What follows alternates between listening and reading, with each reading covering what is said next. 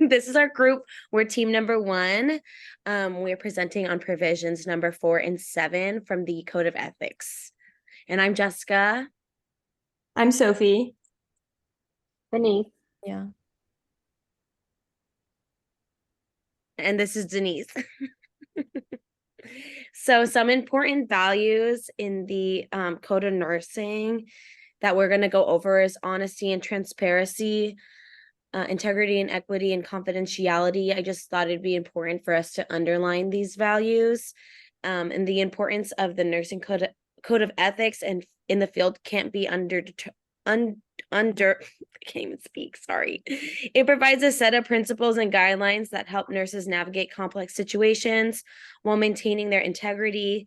These are just a couple of values that are vital to the code of ethics and that are expected to be upheld in nurses in the field.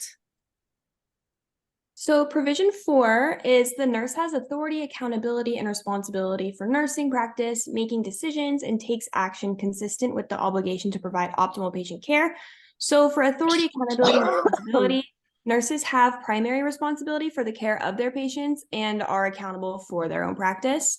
Accountability for nursing judgments. Nurses are accountable for their practice even in instances of technology failure. Things that are even out of their control, they're still accountable for.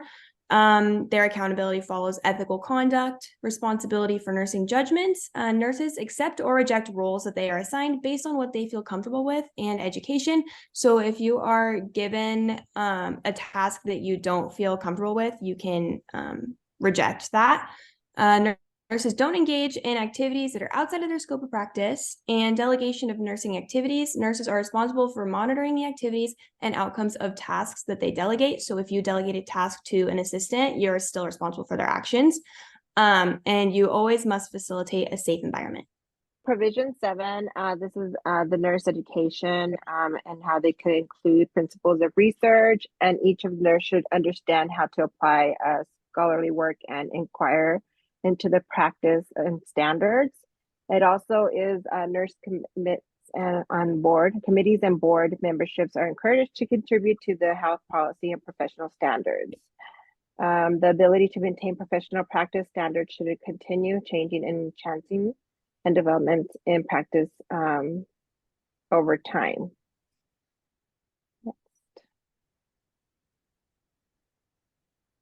Then we have what similarities and differences do you find in here? Provision 7 had compared to the NASW codes of ethics, and the provision 7 expectations of nurses will advance the professions through research and professional inquiries.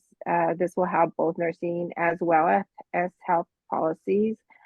In NASW Code of Ethics, competence social workers practice within these areas and of competence and develop and enhance their professional. So similarities and differences, both of these provisions encourage professionals to develop for nurses, and NASW Code of Ethics is more geared towards personal growth rather than growth on the entire profession.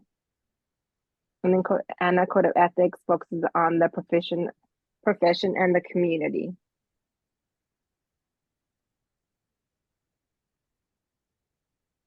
So, what virtue does the provision exemplify? For provision 4, there are responsibility, integrity, autonomy, accountability, advocacy.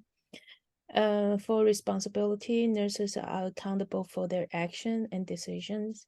Integrity, nurses must act in a way that is consistent with their professional obligation. And for autonomy, the authority to make decisions related to their practice. Accountability, nurses are responsible for their actions. Advocacy, obligation to promote health and provide optimal care. For provision 7, for professionalism, upholding the standard of nursing profession, commitment to learn, pursuing ongoing education, leadership, guiding and influencing the direction of profession, service, servicing patient, the profession, and the community. collaboration, working with other healthcare professionals. So ethical theories and principles for provision 4. Provision 4 is about taking accountability for nursing judgments and decisions. This requires nurses to follow ethical conduct and moral principles.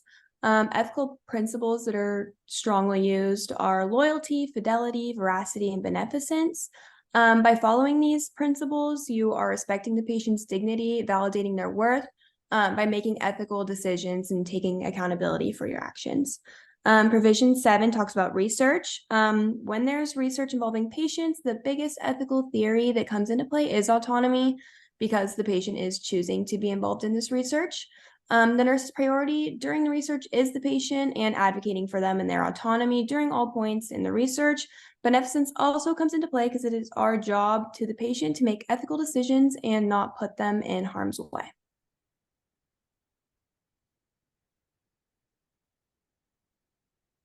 Contrast this provision with a code of ethics for another discipline. So on this one, I found a code of ethics for Association for American Institute of CPAs. In the comparison are focused on public interest instead of the individual interest.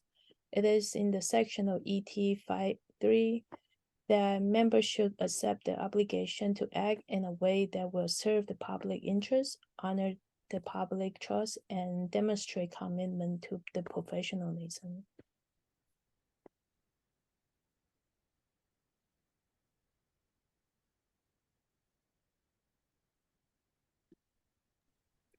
And then we talk about what these provisions will look like 15 years in the future as medical advancements continue to evolve and society undergoes significant transformations. The role of the nurse will undoubtedly undergo changes. So advancement in technology, talked about that. Knowledge, education will alter the healthcare system in whole.